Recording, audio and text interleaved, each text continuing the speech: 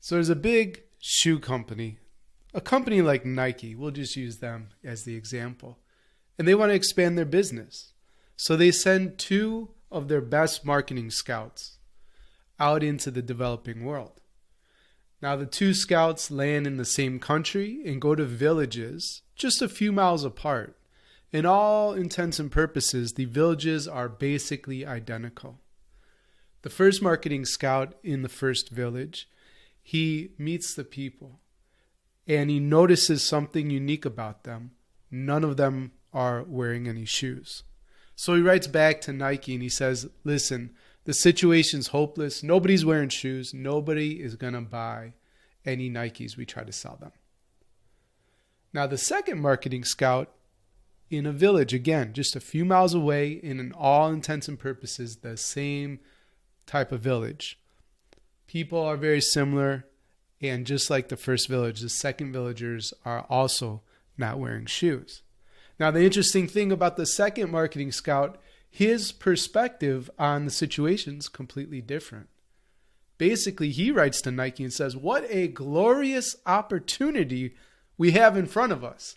Nobody's wearing shoes, and we have shoes to sell them. Send me the shoes.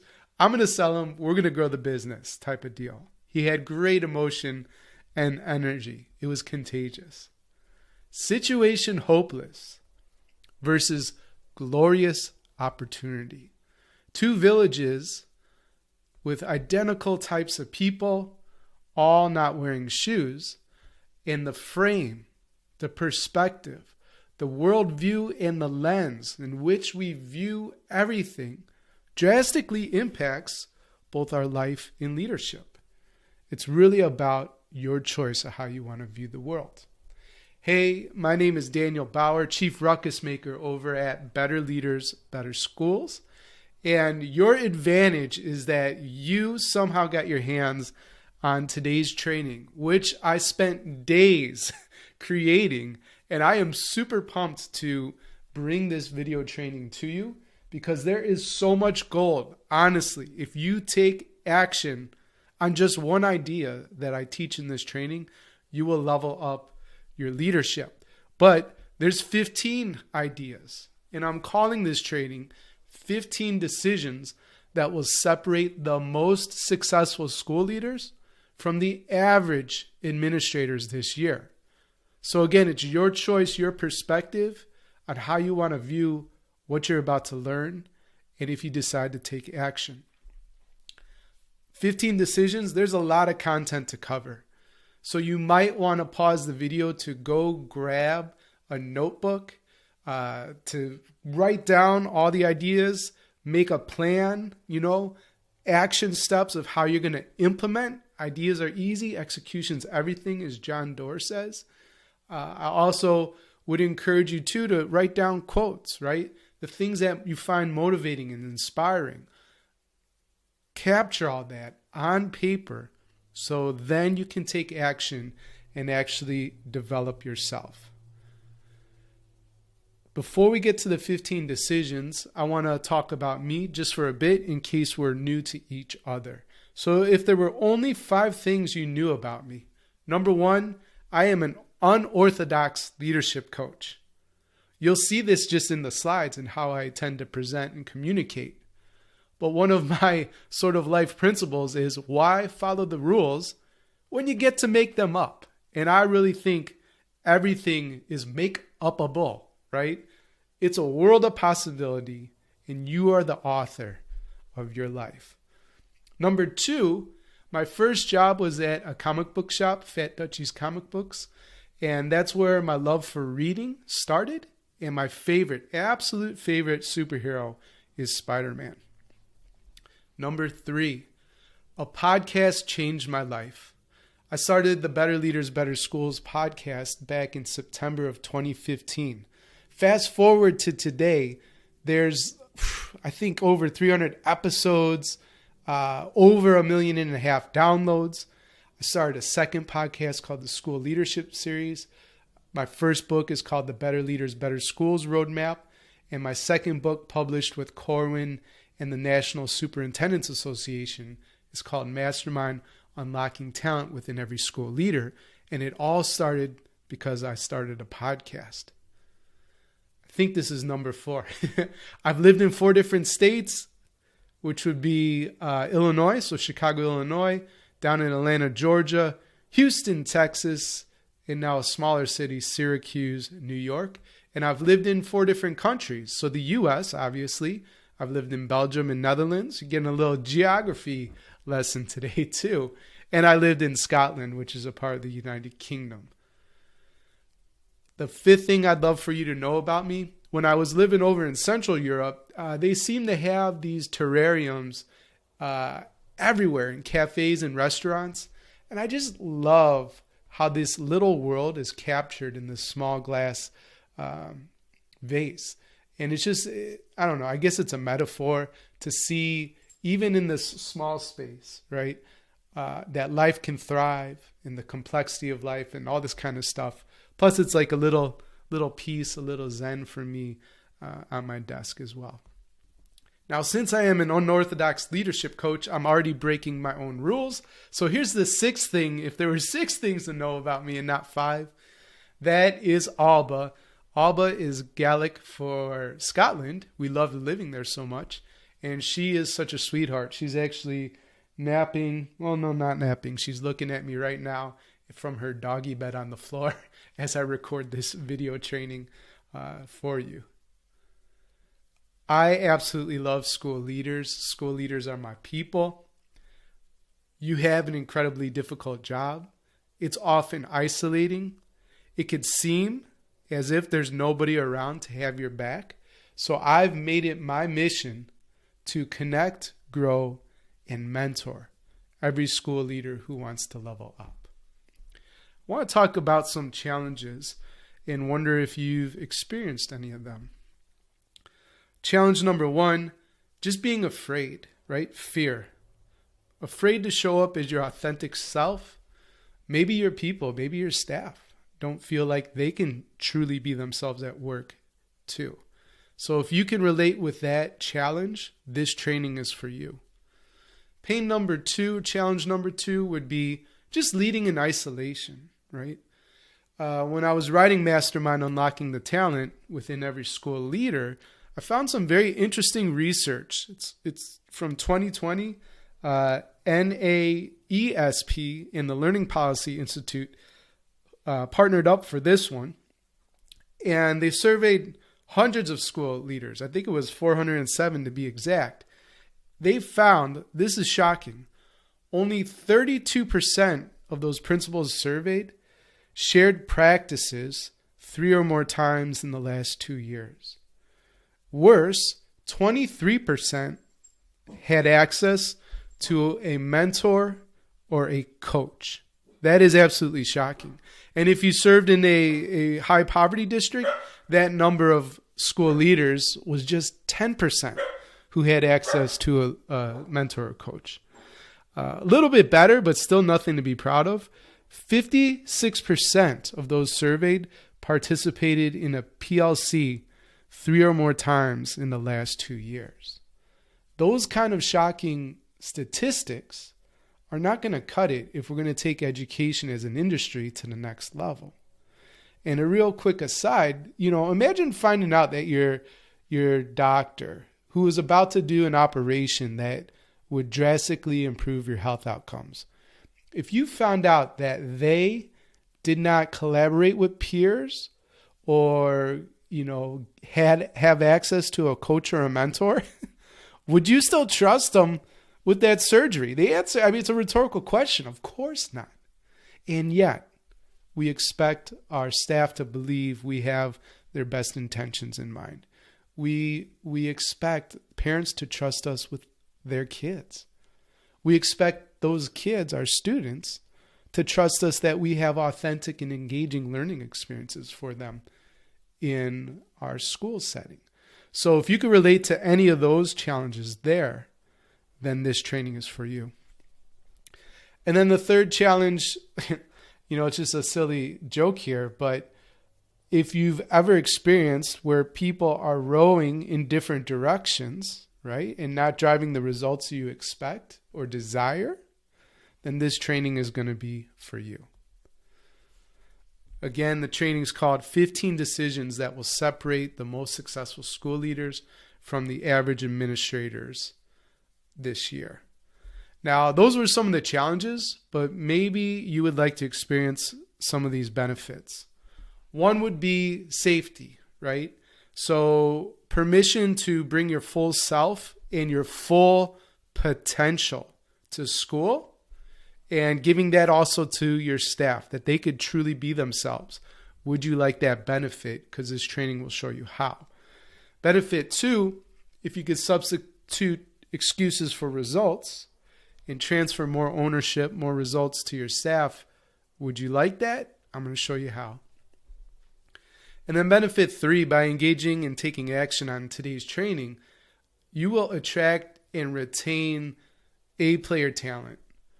The quality of decisions made by you, the leader, will spread by word of mouth, and it will attract the right kind of people and repel the ones that you do not need in your building.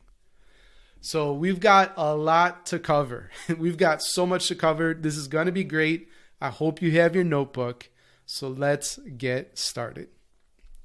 Decision number one. Decision number one is to double down on yourself.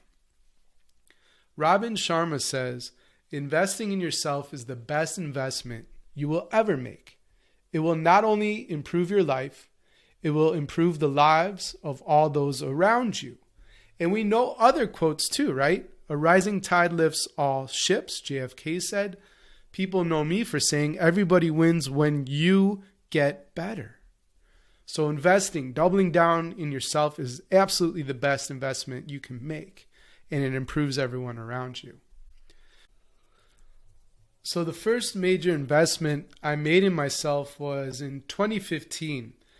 And at that time, the all-in cost for something called Podcaster's Paradise.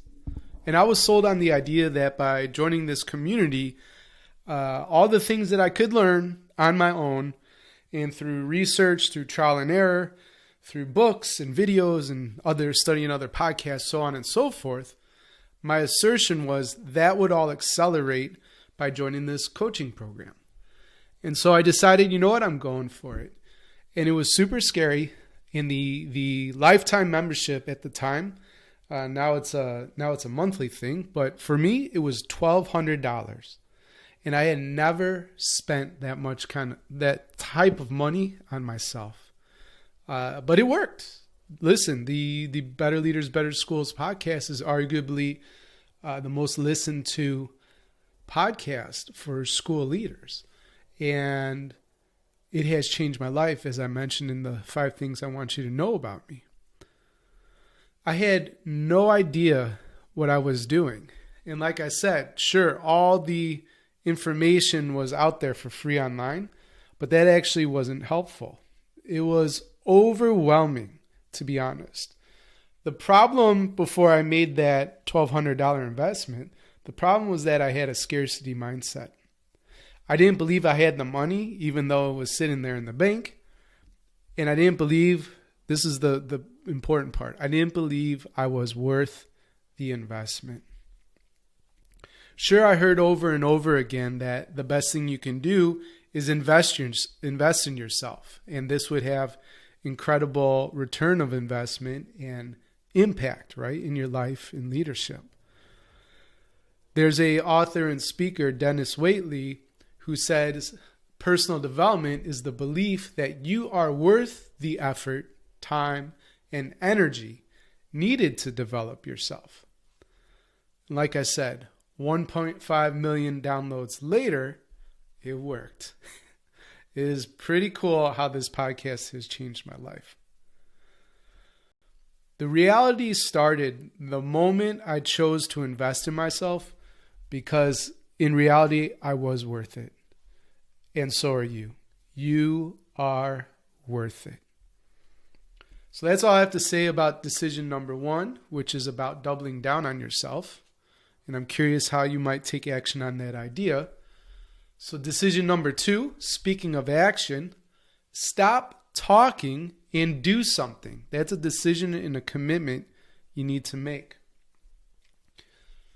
In his book, Measure What Matters, John Doerr says, ideas are easy, execution is everything. And I love to share this quote at least 10 times a day. So many people love talking. They talk about what they used to do. They talk about what they're going to do. They talk about things like ideas they had for Netflix or Airbnb or Spanx. But we all know having the idea is one thing, putting in the work, picking yourself off the ground after a defeat and doing it all over again, that's a whole nother thing, and that's how you win. Talking is easy. It's much harder to implement, and that's what separates the top 1% of performers from everybody else. Ruckus makers have this through line and dot that's connected between all the leaders that I serve. They take action. Have courage today and choose to be a leader of action this year. By committing to be a leader of action, you will experience more success than your peers, and you'll create more value for your community. And that's all I have to say about decision number 2, which is talking is easy. Make sure that you take action. So decision number 3, commit to your zone of genius.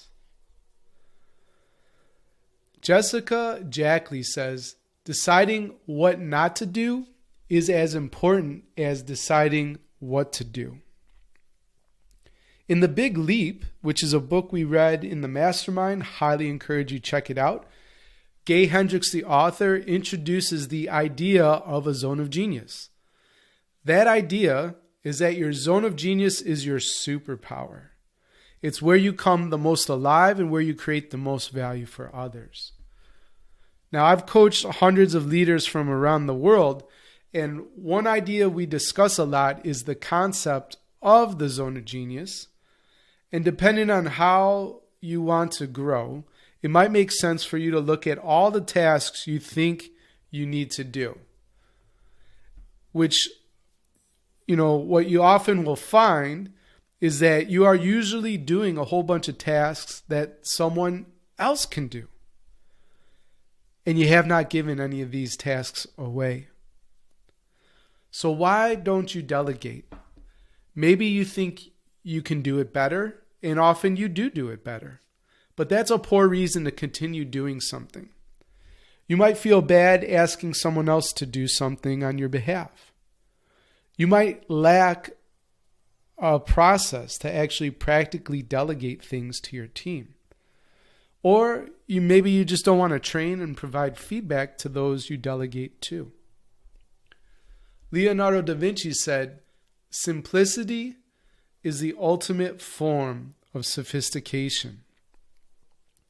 Delegation alone doesn't help you get into your zone of genius. What it does do is help you understand what you should not be doing. That gives you clarity. The most important decision a high performer makes is this: knowing what to say no to, what to delegate, and what to ignore.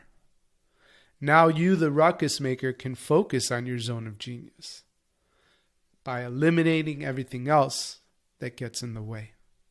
And that's all I have to say about decision 3, which is your zone of genius. And moving on, decision 4 is if it's not a hell yes, then it's a hell no. This builds upon, knowing what you need to take off your plate and say no to. One of my favorite authors is Ryan Holiday, and he says, don't say maybe if you want to say no. Do you want to please everyone? If you do, you have the inability to say no. This is how leaders get stressed out and find themselves wondering why they agreed to do something in the first place. It all comes back to pleasing. There's a better way. Focus on serving. When you are a leader focused on serving, You do what is best for yourself and your community in every situation. You have the ability to say no and to say yes to the right stuff. When you focus on service, you get clear on how you add the most value to your organization. Do you see how this builds on your zone of genius? You can't do that if you're constantly saying yes, or if you have, and I actually don't like this, a 24/7 quote unquote open door policy. It's created in the idea of service to others, but it actually limits your impact and it makes you work hours that you detest working. Permission to close the door and get some work done. Totally okay. So hopefully you understand that point. I don't want to beat a dead horse. Boundaries are okay, right? Saying no is absolutely okay. Another way to think about it is this. If the majority of your time spent each day was focused on creating massive value for your school, how much better would your results be at the end of the year? This is a tough one.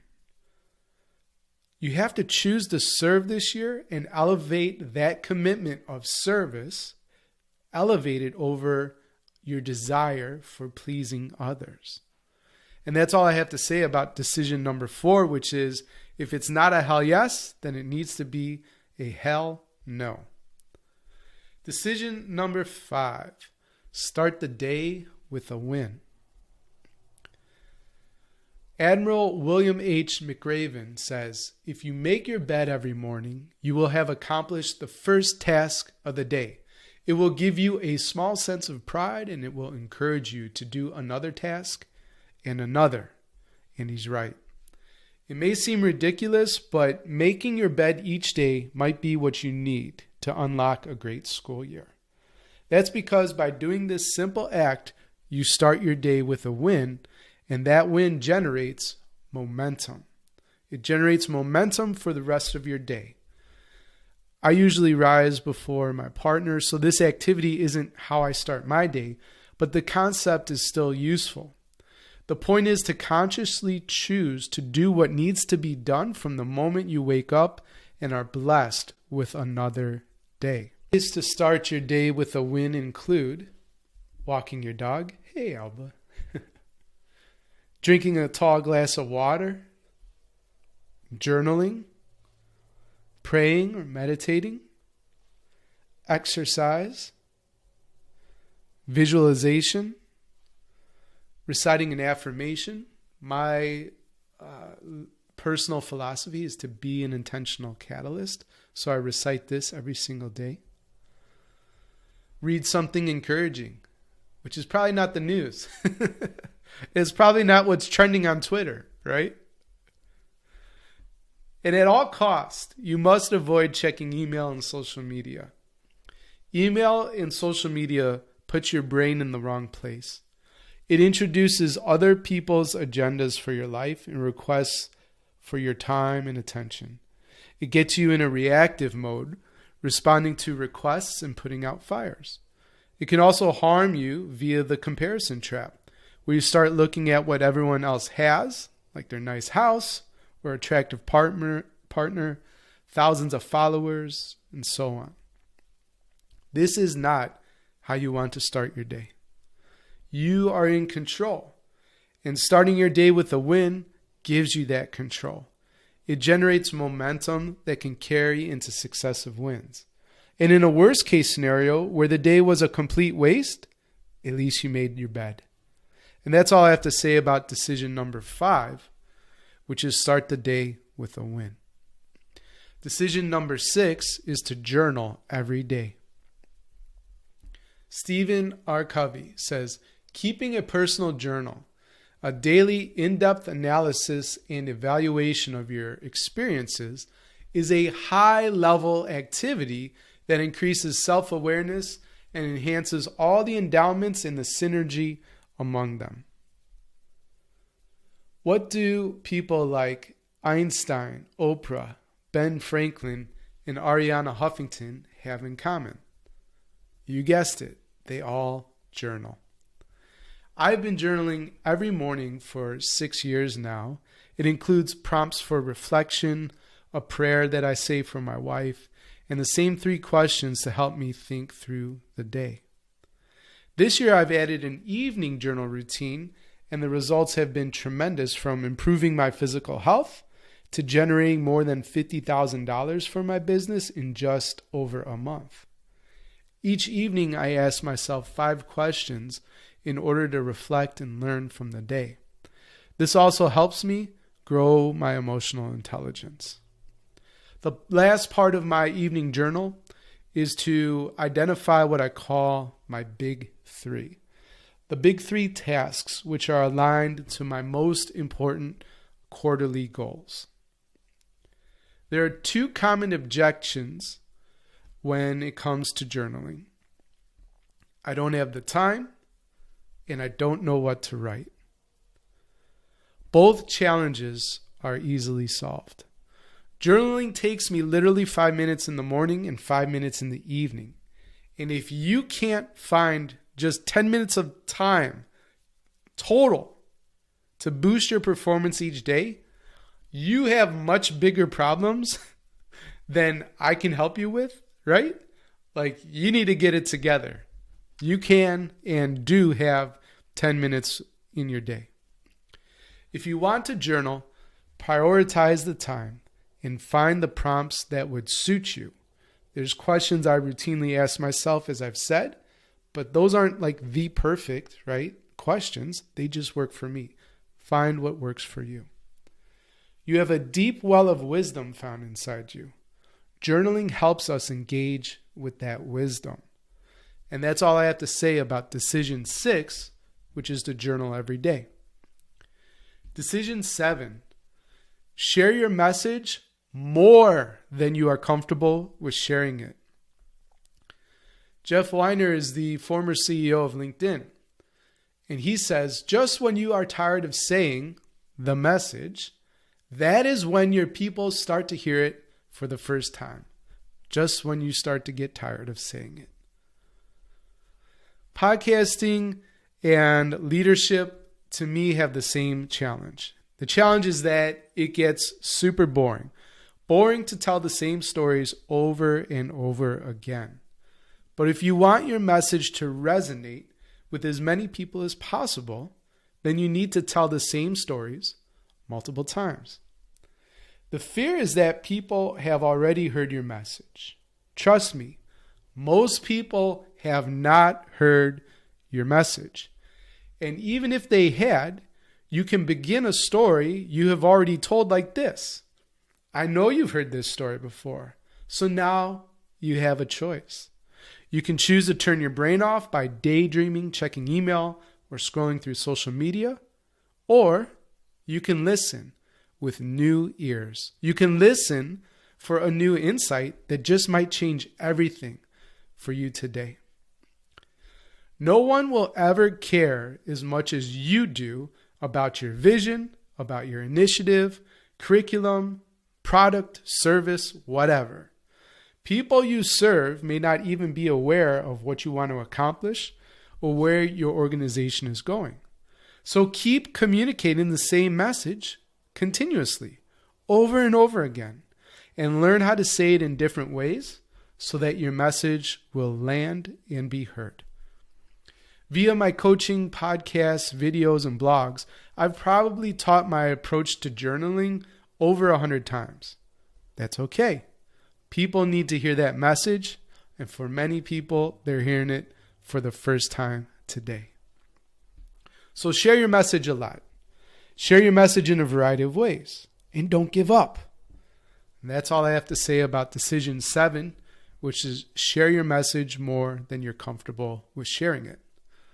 Decision number 8. Do you understand what kind of feedback they are providing? That you are providing. Douglas Stone and Sheila Heen say feedback comes in 3 forms: appreciation, giving thanks; coaching, here's a better way to do it; and evaluation, here's where you stand. And do you know what kind of feedback you are providing? The feedback trap is this: you think the only kind of feedback is evaluation, but it's not. Feedback can also come in the form of coaching and appreciation too. And this is a critical understanding, or should I say misunderstanding, when it comes to feedback. The person you are sharing feedback with has one expectation. Maybe she wants coaching. And guess what? You decide to deliver evaluative feedback. Whenever there is a mismatch in the feedback desired and the feedback given, there's a missed opportunity. And the person receiving feedback starts to listen a little less or doesn't listen at all when that mismatch occurs. And at worst, they take it personal and get super offended because the feedback was mismatched to expectations. So the solution is actually quite simple. Ask what kind of feedback the person wants to receive. Or you can share the kind of feedback you want to share and check in that the receiver is open to that kind of feedback. And that's all I have to say about decision number 8, which is, do you understand what kind of feedback you are providing? Decision number 9, dismantle racist systems. James Baldwin said, "Not everything that is faced can be changed, but nothing can be changed until it is faced." If you don't think racism exists in the system of school, I'm sorry, but you are not living in reality. When I went to high school ages ago, I went to a diverse school. Funny thing though, all my classmates were white. It wasn't until I went to PE or I went to lunch or when I went to basketball practice, volleyball, and that kind of thing, when I saw my black and brown peers. So where was my school hiding my black and brown colleagues? Where were they? Seeing systemic racism in your school is quite easy if you're willing to look and ask some questions. Some questions you can look at and questions you can ask. Look at your discipline data. Which students are suspended and disciplined the most?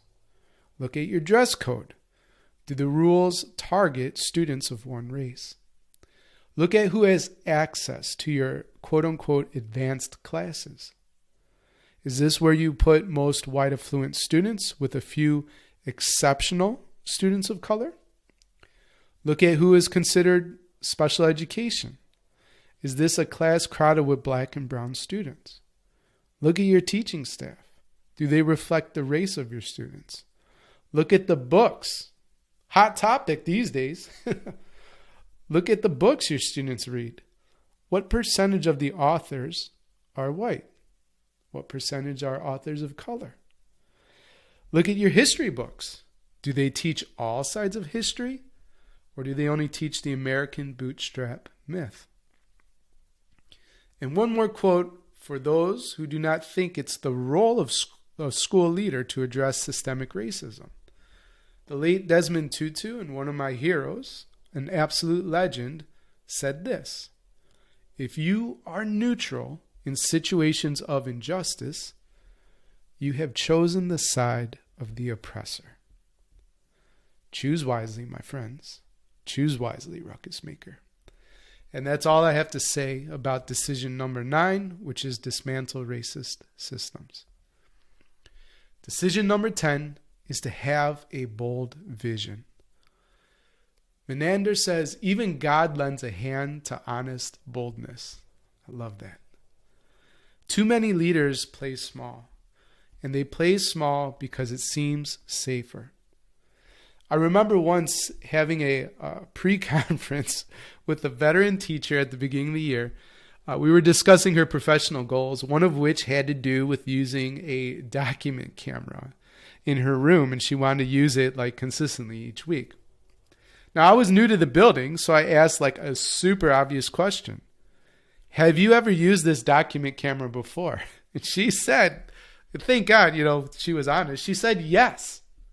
So my reply was, pick another goal. Pick one that would actually stretch you. The moral of the story, right? We play small because of fear and/or we see it as the easier path forward. This teacher that I use in my story, she was casting a vision for herself that year, and how sad that she chose a goal that she had already accomplished. Like I mentioned, I coach and mentor school leaders. They're my people, and my mission is to connect, grow, and mentor every school leader who wants to level up. Now, facts. I currently support, and this is February 2022, I currently support 75 school leaders. My goal should not be to serve 100 school leaders. That's right there. So instead, my goal, and it's a scary goal, is to support 1,200 school leaders. Oh my gosh. So within the next 6 months, I'm sure I will be supporting 100 school leaders. And 1,200 is a distant dream at this point. On one hand, it is scary. Who do I need to become to lead an organization that supports 1,200 school leaders? Who will we need to hire? What internal systems will we need to create to provide a world-class experience? How will we even attract 1,200 leaders to our community? Now, on the other hand, I am super excited by this vision. I have an opportunity to grow my skill set and build an incredible team to accomplish my goal. I'm on a mission to change the landscape of how school administrators experience professional development. Why? Because I believe everyone wins when a leader gets better. Everyone wins when you get better. A bold vision is inspiring, and working toward it will help set you apart from other leaders. And that's all I have to say about decision number 10, which is to have a bold vision. Decision number 11, develop your emotional intelligence. Daniel Goleman, who has written extensively on emotional intelligence, said, if your emotional abilities aren't in hand, if you don't have self-awareness, if you are not able to manage your distressing emotions, if you can't have empathy and have effective relationships, then no matter how smart you are not going to get very far. So develop your emotional intelligence. Let you take that in, have a little laugh. Good old Ron Burgundy and that beautiful mustache of his. Now, you might think you are a school administrator, but the fact is you're actually a meteorologist. That's because your presence influences the climate of your school. And so the question is, do your emotions control you, or are you in control of your emotions? Years ago, I took 100 students or so to the University of Illinois Urbana-Champaign campus. That's because our school was there in Champaign, so exposing our kiddos to awesome collegiate experiences was not a very difficult thing to do. And when we returned to school after this campus visit, it was like an engineering type experience they put together for us. The kids were going to be hungry. And so I ordered pizzas, a bunch of pizzas. And I had a system to get the right pizzas to the right classes because it was based on preference. More importantly, it was based on allergies and that sort of thing. And so the pizza arrived, but nobody told me. And my colleagues, who, in hindsight, I'm super aware that they were just trying to help, they sent the pizzas upstairs randomly to all the students. And I was pissed. Seriously, I was livid. And I let my colleagues know how upset I was. I was a complete jerk. Anger had gotten the best of me. And I was angry because, in all honesty, I was scared. I was scared and worried that some students wouldn't be able to eat, and those with allergies would be at risk, and that the plan that I had worked on was going to fail. And the reality is I hurt those relationships with my peers. I did repair them. It took time, but I harmed those relationships. And over the years, I've had a few instances when I didn't treat my colleagues fairly or with respect. I've worked hard to change that by investing in my emotional intelligence and growing it. Emotional intelligence is broken down into internal and external awareness. Internally, it helps you to understand what is going on inside of you. Externally, it helps you understand how to play nice with others. Leaders that master emotional intelligence are always at the top of any organization. This soft skill is one of the fastest ways, if not the fastest way, to accelerate your career. And that's all I have to say about decision number 11, which is to develop your emotional intelligence. Decision number 12 is express gratitude often.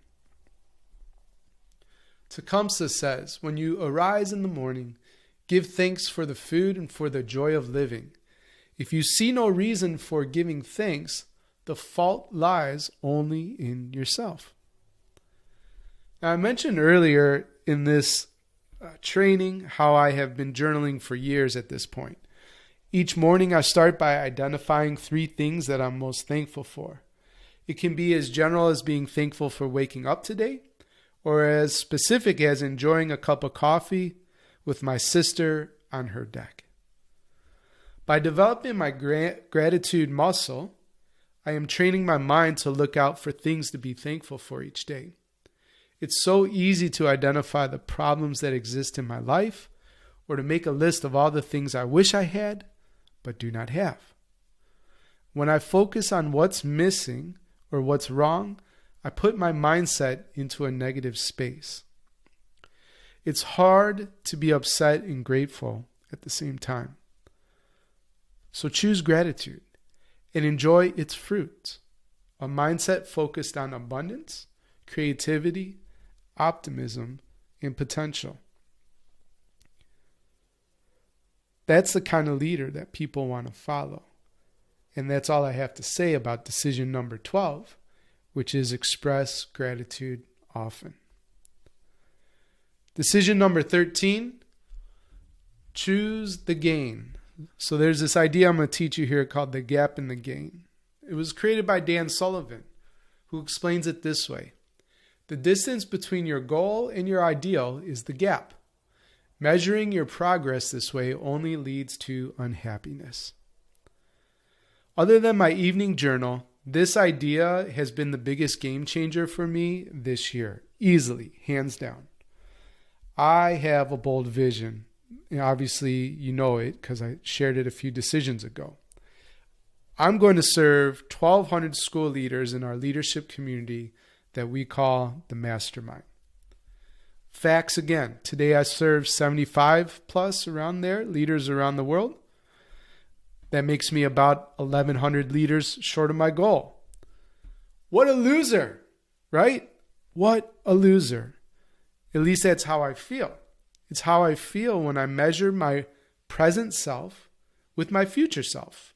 And again, Sullivan calls this the gap between the present and the ideal future. We need aspirational goals to inspire us.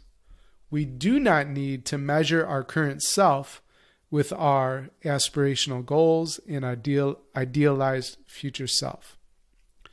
The trick is to flip our focus around.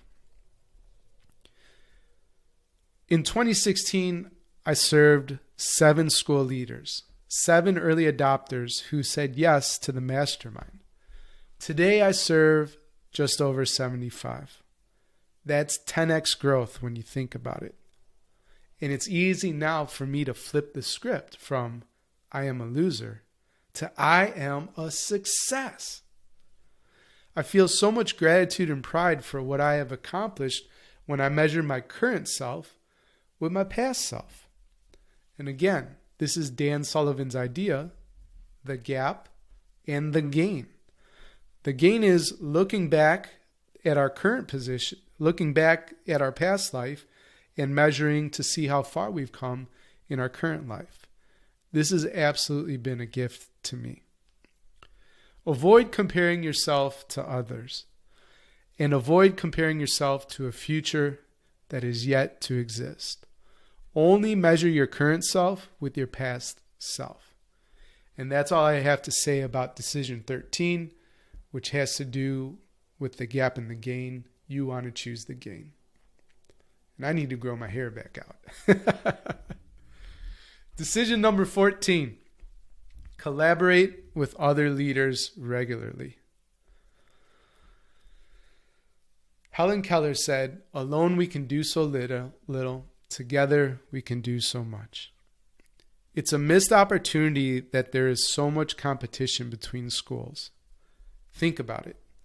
Who cares if you are the number one school in your district? Seriously, who cares? When we compete for the top spot in the district, in the state, or in the nation, we usually take a stance that is unhelpful. We keep our best ideas and what works to ourselves. This is what Simon Sinek calls a finite mindset. And there is a better way. Imagine a district where information flows freely. The best practices that serve students and staff are shared between schools. As a result, all schools are lifted up. Student achievement soars on all campuses. Faculty are able to grow no matter what campus they are on. Isn't that a better way? Simon Sinek calls this the infinite game, and he wrote a wonderful book I highly recommend you check out on this topic. One of the best and biggest ideas I got from the infinite game is that you don't have to lose in order for me to win. And I now look for win-win scenarios in all situations. We can all win. The key is collaboration. And that's all I have to say about decision number 14, which is collaborate with other leaders regularly. Decision 15, the final decision, choose to replenish your energy. On the world stage, we do not talk about working hard. Everybody works hard. Everybody is a freaking hard worker on the world stage, and they've got this incredible talent to go with it. It's exciting and it's fun to work hard. We talk more about the science and the art of recovery so that we can work hard on a regular basis. And we don't burn ourselves out in ways, emotionally, physically, or sometimes spiritually, so to speak, that we can't go the distance. That's from Dr. Michael Gervais. That's a picture of him. Top performers take their recovery seriously. And yet school leaders skip meals, or when they do eat, they eat unhealthy foods. School leaders don't prioritize their fitness. They sleep less than 7 to 8 hours a night, and the list goes on and on. I remember reading a few years ago about an Australian principal who died, unfortunately, and prematurely at her desk. Her name was Trish Antilov, and this is a picture of her. One night she didn't come home from work, so her husband went to visit her at school or go find her. And he found her dead at her desk. Imagine that. No family should have to experience this. And this principal was known to work consistent 12-hour days. And her husband said she just didn't have time to look after herself properly. She was under a lot of stress and terrible pressure just to be successful in her job. This year, I challenge you to take your health and recovery seriously. Your community is counting on you, and you are a lot more useful alive than you are dead. And that's all I have to say about our last decision, number 15, which is to replenish your energy. Okay, so we covered a lot of ground today, unpacking 15 decisions that will separate the most successful school administrators from the average school leaders this year. The decisions were to double down on yourself, stop talking, do something, commit to your zone of genius. If it's not a hell yes, then it's a hell no. Start the day with a win. Journal every day. Share your message more than you're comfortable with sharing it. Do you understand what kind of feedback you are providing? Dismantle racist systems. Have a bold vision. Develop your emotional intelligence. Express gratitude often. mind the gap and focus on the gain, collaborate with other leaders regularly, and replenish your energy. Make that a priority this year. And you remember this story. Nike wants to expand, 2 marketing scouts, 2 nearly identical villagers without shoes. And it's either a hopeless situation or an incredible opportunity. And if you remember the perspective, the choice, the way you choose to see the world, it's totally up to you. One's helpful, one is not.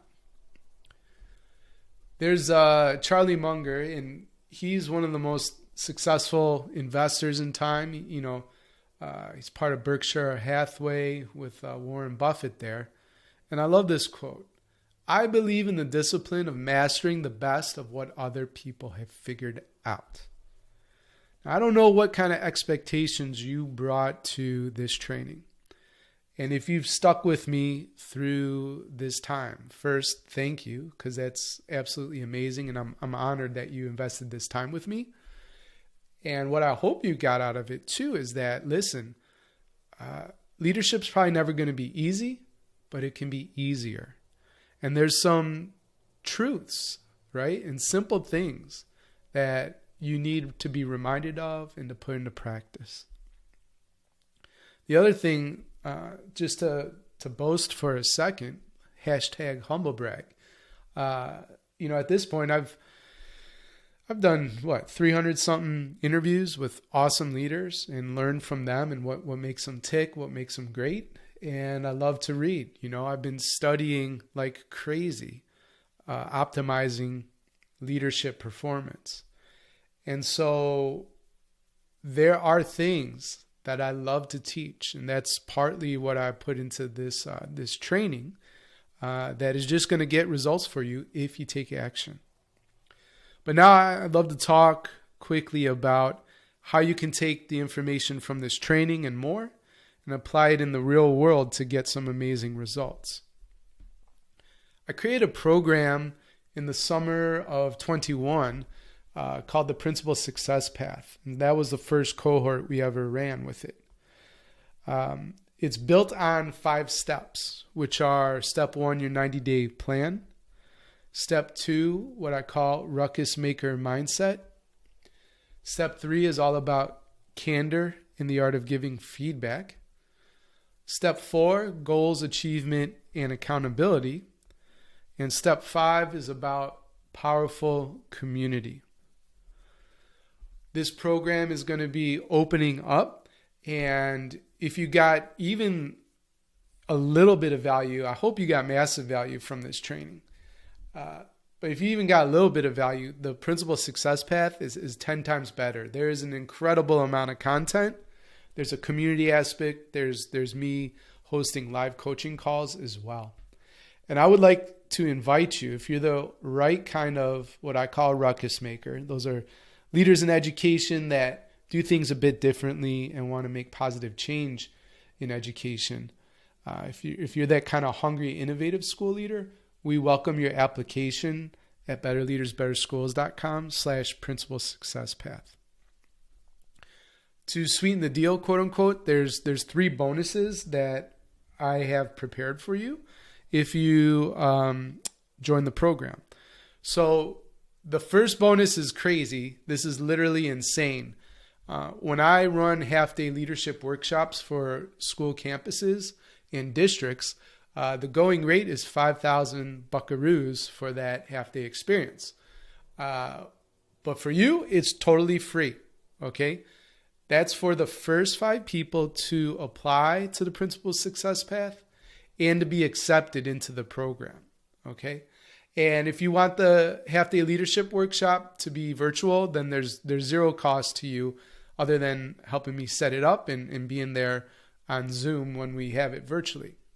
If you want to do face-to-face, and I am super open to that, I've been doing leadership trainings throughout the year, so we can make this happen.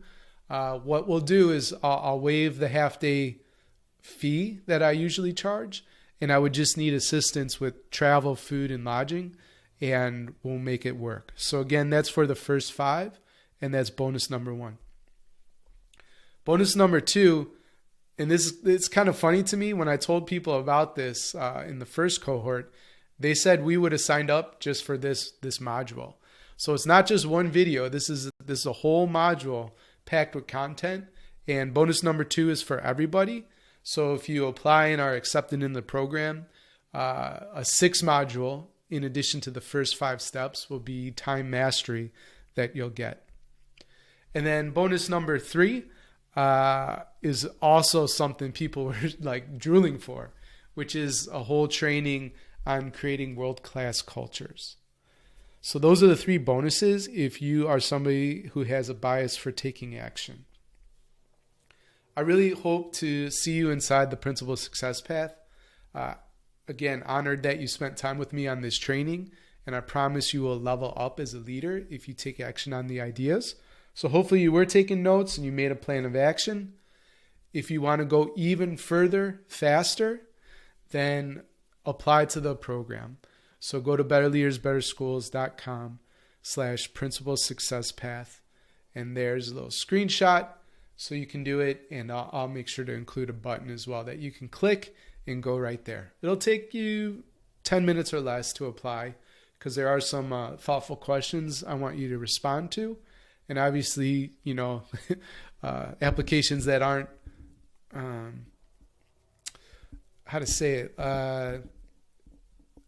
that's one way to sift out the right kind of leaders that I love to work with. So there's people who apply. There's people who are willing to part with hard-earned dollars to develop their skill set, and I still say no. So it's really important to me that I work with the right kind of leaders who are ready to take action and will put in thoughtful. It doesn't have to be Moby Dick, okay, on the application.